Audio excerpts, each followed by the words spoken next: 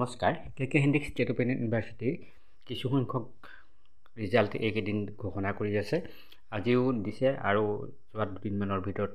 কেইবাটাও দিছে চাওক result of the MSW first সেমিষ্টাৰৰ NEP দিছে result of the MSc IT দিছে ফাৰ্ষ্ট সেমিষ্টাৰ ৰিভেলুৱেশ্যনৰ ৰিজাল্টটো আউট হৈছে ইতিমধ্যে result of the MS sociology 18 তাৰিখে হৈছে result of the MS sociology first semester NEP 2-3 আৰু NEP 2-4 ৰিজাল্ট ঘোষণা হৈছে আসলতে সক result of the MSW result যি আজি ঘোষণা হৈছে দেখা পোৱা গৈছে যে ৰিজাল্ট মধ্যমীয়াই কিছু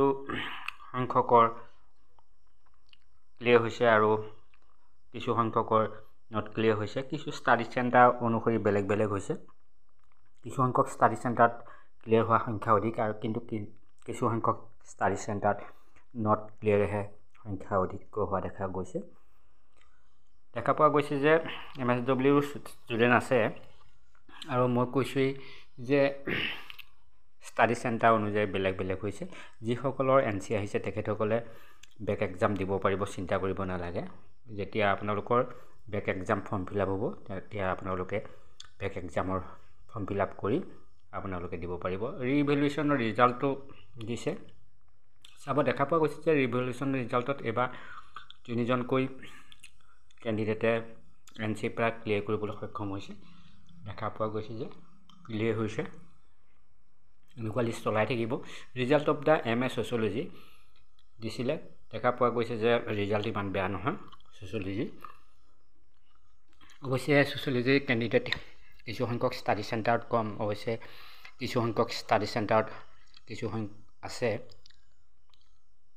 ছাত্ৰ ছাত্ৰীৰ সংখ্যা অধিক আৰু কিছু সংখ্যকত কম ৰিজাল্ট মধ্যমীয়া বুলিব পাৰি result of the MS sociology first semester NEP 2-3 যি বেক এক্সাম আছিলে সেয়াও ৰিজাল্ট দিছে বেক এক্সামতো দেখা পোৱা গৈছে যে 2-1 পুনৰ নট ক্লিয়াৰ হৈছে সেইসকলে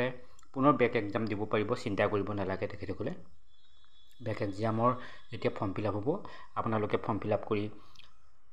পুনৰ বেক এক্সাম দিব পাৰিব result of the MSc first semester NEP result দিছে দেখা পোৱা গৈছে যে যথেষ্ট সংখ্যক ছাত্ৰ ছাত্ৰী আছে MSc বিশেষকৈ মেথমেটিক্সত দেখা পোৱা গৈছে ৰিজাল্ট ভাল বুলি ক'ব লাগিব উত্তীৰ্ণ সংখ্যা অধিক দেখা গৈছে আৰু নট ক্লিয়াৰ সংখ্যা আসলতে কম দেখা গৈছে অৱশ্যে ষ্টাডি চেণ্টাৰ অনুযায়ী বেলেগ বেলেগ হৈছে দেখা পোৱা গৈছে যে যথেষ্ট সংখ্যক ছাত্ৰ ছাত্ৰী আছে মেথমেটিক্সত যিসকলৰ নট ক্লিয়াৰ হৈছে তেখেতসকলে পুনৰ বেক এক্সাম দিব পাৰিব বেক ফৰ্ম ফিল আপ কৰি পেলাই চিন্তা কৰিব নালাগে তেখেতসকলেও বহুকেইটা ষ্টাডি চেণ্টাৰতে দেখা পোৱা গৈছে যে ৰিজাল্ট